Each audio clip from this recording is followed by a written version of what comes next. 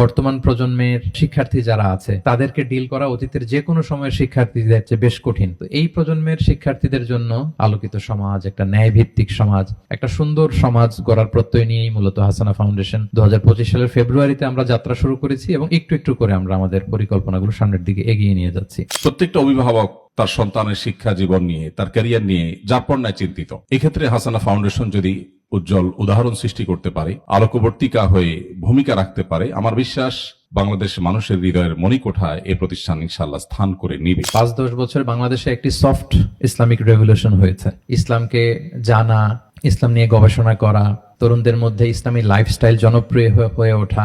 আমি অনেক তরুণদের দেখি যে তারা দাড়ি রাখে, তারা টাকনুর উপরে কাপড় পরে। তো এই প্রবণতা বেড়েছে।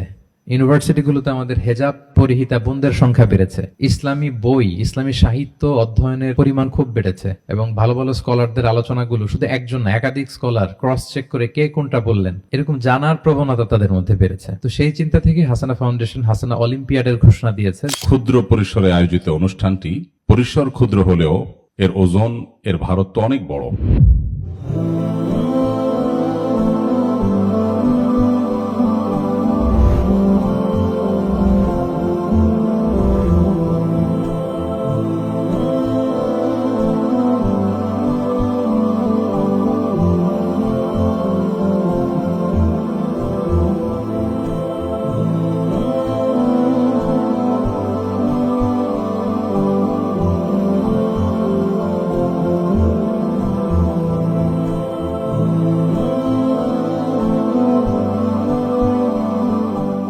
হাসানা ফাউন্ডেশনের প্রধান কার্যালয়ের উদ্বোধনী প্রোগ্রামের আজকের এই মোবারক এই মহতে আয়োজনের উপস্থিত সম্মানিত সুধী, সম্মানিত মেহমানবৃন্দ, শুরুতেই আপনাদের সবাইকে জানাচ্ছি আন্তরিক অভিনন্দন এবং উষ্ণ শুভেচ্ছা।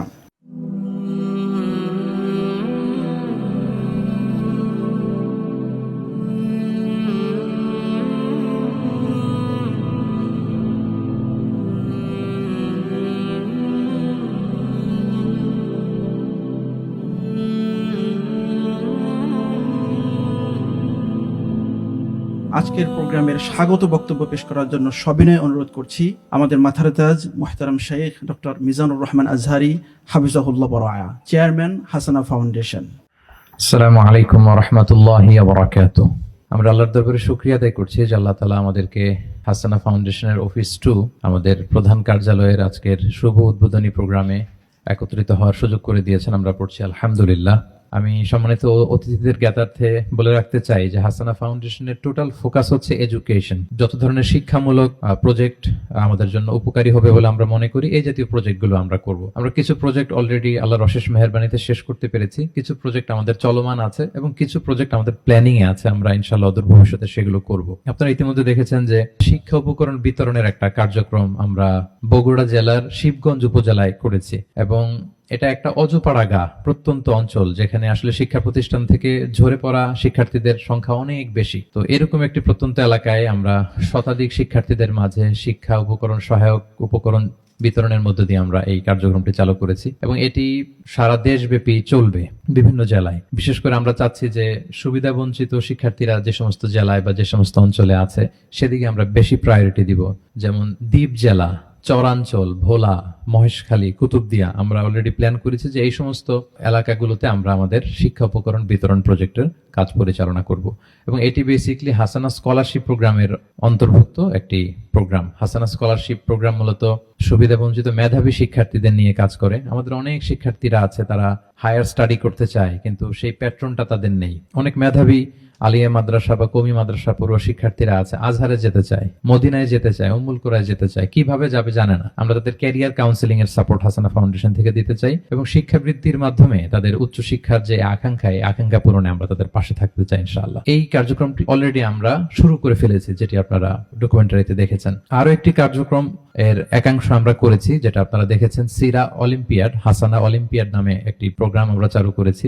আমরা বলেছি যে তরুণদেরকে ইসলামী জ্ঞানের সাথে কানেক্টেড করাই হচ্ছে মূলত আমাদের উদ্দেশ্য। তারা যাতে রাসূল সাল্লাল্লাহু আলাইহি ওয়াসাল্লামের জীবনী জানে, তারা যাতে কোরআনের সাথে নিজেকে কানেক্ট রাখে, তারা যাতে সুন্নাহর সাথে নিজেকে কানেক্ট রাখে। এবং আপনারা কে বিষয়টি কিভাবে দেখবেন জানি না, আমার কাছে মনে হচ্ছে গত 5-10 বছর বাংলাদেশে একটি সফট ইসলামিক রেভলিউশন হয়েছে। অর্থাৎ ইসলামকে জানা, ইসলাম নিয়ে গবেষণা করা, তরুণদের মধ্যে ইসলামী লাইফস্টাইল জনপ্রিয় হয়ে ওঠা। আমি অনেক তরুণদের দেখি যে তারা দাড়ি রাখে, তারা টাকনুর উপরে কাপড় পরে। তো এই প্রবণতা বেড়েছে। ইউনিভার্সিটিগুলোতে আমাদের হেজাব পরিহিতা বোনদের সংখ্যা বেড়েছে।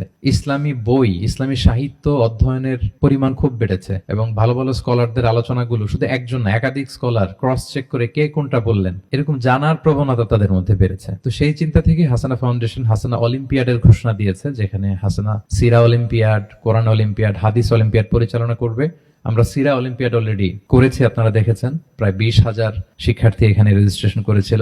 ঢাকায় আমরা দেশের লিডিং স্কলারদেরকে নিয়ে প্রাইজ গিভিং সেরেমনি করে তাদের হাতে উপহার তুলে দিয়েছি। তাদের কেউ কেউ উমরা বিজয়ী হিসেবে প্রাইজ পেয়েছে, কেউ ল্যাপটপ পেয়েছে, আইপ্যাড পেয়েছে, এবং তারা আশা ব্যক্ত করেছে ভবিষ্যতেও তারা ইসলামী জ্ঞানার্জনের যে ধারা, এটা তারা অব্যাহত রাখবে। আমরা প্ল্যান করছি যে রমাদানে কোরআন অলিম্পিয়াডের মতো একটি প্রোগ্রাম আমরা ইনশাআল্লাহ আবার করবো, ইনশাআল্লাহ বিইذনিল্লাহ। হজের পরে আমরা হাদিস অলিম্পিয়াড করবো ইনশাআল্লাহ। তো এভাবে হাসানা অলিম্পিয়াডের মধ্য দিয়ে আমরা উঠতি বয়সের তরুণ তরুণী, কিশোর কিশোরী, যুবক যুবতীদেরকে ইসলামিক নলেজ যাতে তারা অর্জন করে, নিজেদেরকে ডেভেলপ করে, নিজেদেরকে সবসময় ইসলামিক জ্ঞানে আপ টু ডেট রাখে, এই পরিকল্পনা থেকে বেসিক্যালি এই প্রোগ্রামগুলো আমরা করেছি। এই দুটি প্রোগ্রাম অলরেডি আমরা করে ফেলেছি আলহামদুলিল্লাহ, শিক্ষা উপকরণ বিতরণ এবং সিরা অলিম্পিয়াড। এছাড়াও হাসানা ফাউন্ডেশনের একটি বড় প্রজেক্ট হচ্ছে হাসানা মক্তব।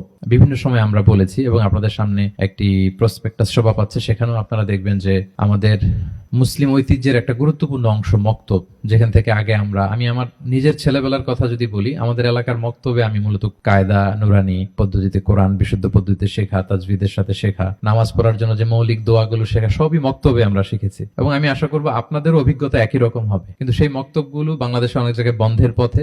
এই মক্তবগুলোকে আমরা একটু ঢেলে সাজাতে চাচ্ছি। শুধু বিশুদ্ধ পদ্ধতিতে কোরআন শিখাই নয়, আমরা অনেকগুলো মিটিং করেছি এটা নিয়ে, এবং বাংলাদেশে যারাই মক্তব নিয়ে কাজ করে তাদের কারিকুলাম গুলো আমরা কালেক্ট করেছি। এগুলো থরোলি ইনভেস্টিগেট করে আরো বেটার কারিকুলাম কিভাবে করা যায়, গল্পের ছলে তাদেরকে ইসলামের যে নৈতিকতা, মূল্যবোধ, এগুলো শেখানো, এই জাতীয় কিছু বই আমরা ডেডিকেটেডলি মক্তবের জন্য রেডি করতে চাচ্ছি। এটা আমাদের কন্টিনিউয়াস প্রসেস, এটা চলবে। এবং পাইলট প্রজেক্ট হিসেবে আমরা কয়েকটা মক্তব বাংলাদেশে চালু করে গোটা দেশব্যাপী হাসানা মক্তব এটা পরিচালনা করার আমাদের ইচ্ছা আছে। আমরা বিভিন্ন জায়গায় বলার চেষ্টা করেছি যে হাসানা যেহেতু এডুকেশন নিয়ে কাজ করে, ফলে কিছু প্রতিষ্ঠান নির্মাণের পরিকল্পনা আমাদের আছে। আমরা হাসানা ইন্টিগ্রেটেড মাদ্রাসা নির্মাণ করব বলে আমাদের পরিকল্পনা আছে। আমাদের হাসানা English medium school blended with Islamic curriculum আমাদের পরিকল্পনা আছে। আমরা এজন্য স্থায়ী জায়গা জমি খুঁজছি হাসানা ফাউন্ডেশনের নিজস্ব ক্যাম্পাসের জন্য। এটা আমাদের বড় একটি প্রজেক্ট।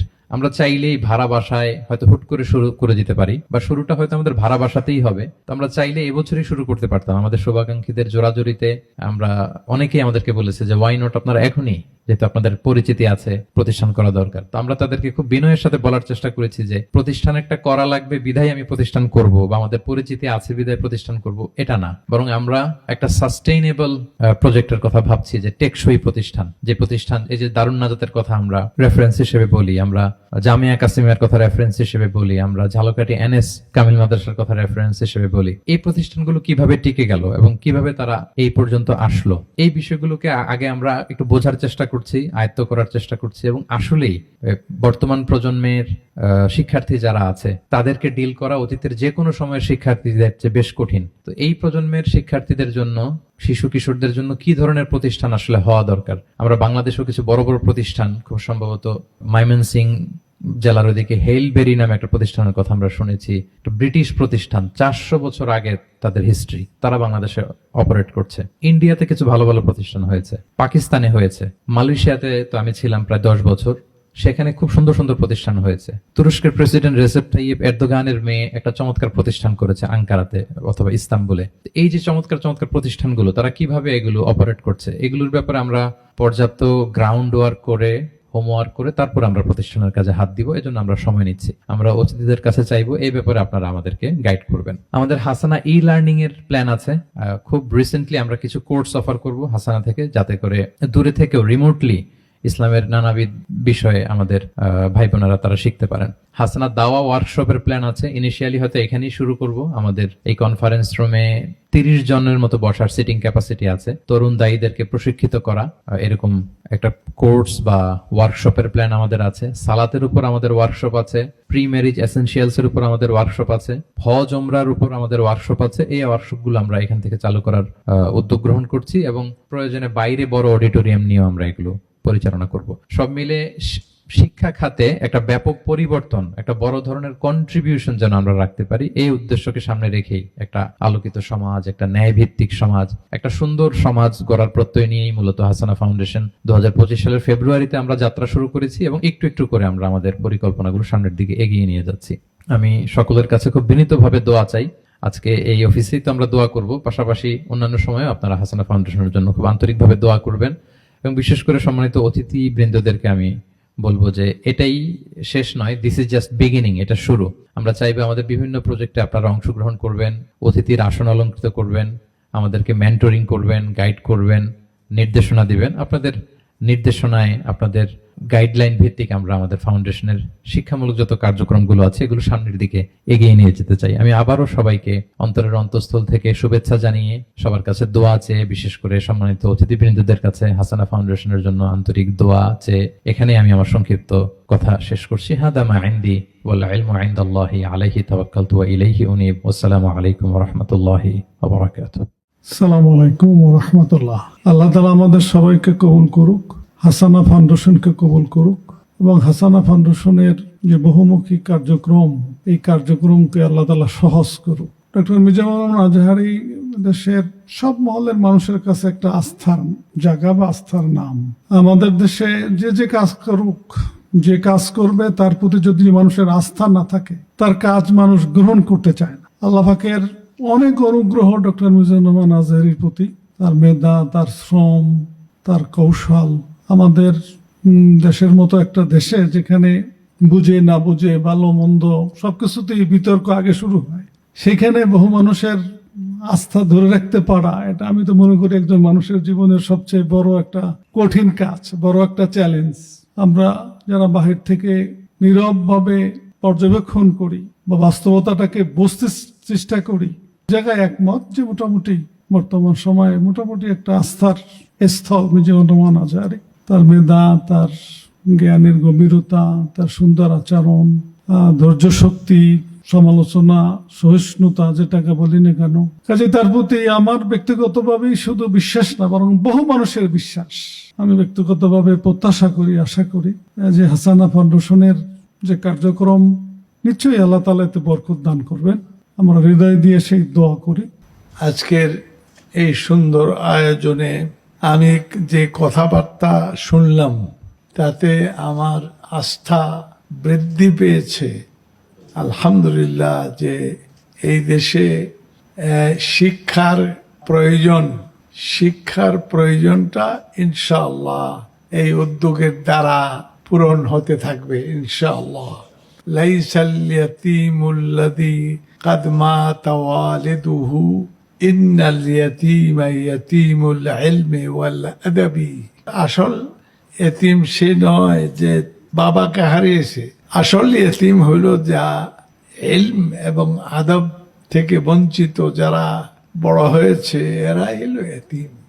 সুতরাং এই ধরনের আয়োজন থাকলে, উদ্যোগ থাকলে ইনশাআল্লাহ আমাদের এই প্রয়োজন পূরণ হতে থাকবে ইনশাআল্লাহ।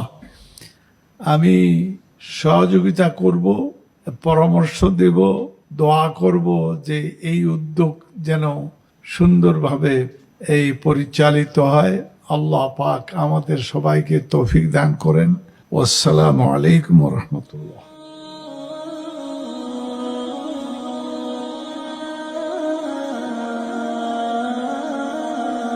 আসসালামু আলাইকুম ওয়া রাহমাতুল্লাহি ওয়া বারাকাতুহু। আজকের এই দিনটি আমার জন্য খুবই গুরুত্বপূর্ণ এবং অত্যন্ত আনন্দ ঘন, কারণ আজ আমরা এখানে একটি বীজ যেটা সদ্য অঙ্কুরিত হয়েছে সেই চারা গাছটিকে রোপণ করতে যাচ্ছি। যে চারা গাছ একসময় বিশাল বড় মহিরু হয়ে পরিণত হবে সেই প্রত্যাশা, সে দোয়া আমরা রাখছি। এই বিশাল বড় মহিরু, এটার পেছনে ভূমিকা রাখার সৌভাগ্য অর্জন করা, এটা যে কোনো মানুষের জন্য আনন্দের। আর সেই হিসাবে আমি আজ অত্যন্ত আনন্দিত। ডক্টর মিজানুর রহমান আজহারী দাওয়াতের ময়দানে তার যে সাফল্য, তার যে আল্লাহ রাব্বুল আলামিনের দেওয়া নিয়ামতগুলো তিনি লাভ করেছেন, লক্ষ লক্ষ কোটি কোটি মানুষের হৃদয়ে স্থান করে নিয়েছেন, তার দাওয়াতি জীবন যেরকম সফল হয়েছে, আমরা রব্বে করিমের কাছে আজকের এই আয়োজন থেকে দোয়া করছি হাসানা ফাউন্ডেশনের মধ্য দিয়ে তার যে জীবনের আরেকটি অধ্যায় শুরু হলো, এই অধ্যায়ও তিনি যেন পায়োনিয়ার পর্যায়ে, দেশের আইকনিক পর্যায়ে যেন পৌঁছে যেতে পারেন। দাওয়াতি ময়দানে যেরকম তিনি সফল হয়েছেন, এক্ষেত্রে তিনি যেন তার চেয়ে বেশি সফল হন, সেই দোয়া রব্বে করিমের কাছে আজকে আমরা নিবেদন করছি। সম্মানিত উপস্থিতি, আজকের এই ক্ষুদ্র পরিসরে আয়োজিত অনুষ্ঠানটি পরিসর ক্ষুদ্র হলেও এর ওজন, এর ভারত তো অনেক বড়। হাসানা ফাউন্ডেশন বাংলাদেশে শিক্ষা ক্ষেত্রে যে বিপ্লব ঘটাতে চায়, যে স্বপ্ন নিয়ে এই প্রতিষ্ঠানের যাত্রা, অত্যন্ত ঘনিষ্ঠ বন্ধুবর ডক্টর মিজানুর রহমান আজহারী হাফিজাহুল্লাহ, তার যে স্বপ্ন আছে সেই স্বপ্নগুলো বাস্তবায়ন করা, এটা আমাদের সকলের কর্তব্য।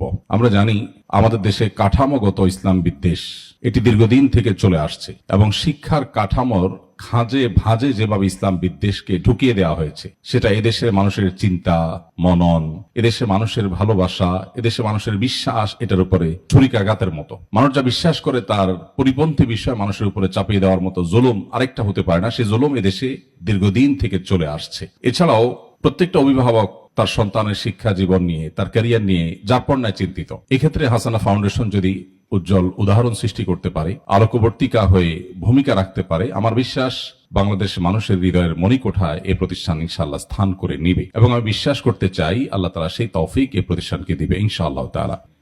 আমি পরিষ্কারভাবে ঘোষণা করতে চাই যে এই ভ্রাতৃপ্রতিম প্রতিষ্ঠান হাসানা ফাউন্ডেশনের কোনো কল্যাণে আমাদের যদি কোনো ভূমিকা রাখবার সুযোগ থাকে, সর্বশক্তি দিয়ে আমরা ইনশাআল্লাহ সে চেষ্টা করব। আমরা এই অনুষ্ঠানে উপস্থিত হওয়ার মধ্য দিয়ে ভালো কাজের চাবির ভূমিকায় অবতীর্ণ হলাম, একটা ভালো কাজের সূচনায় আমরা সামিল হলাম।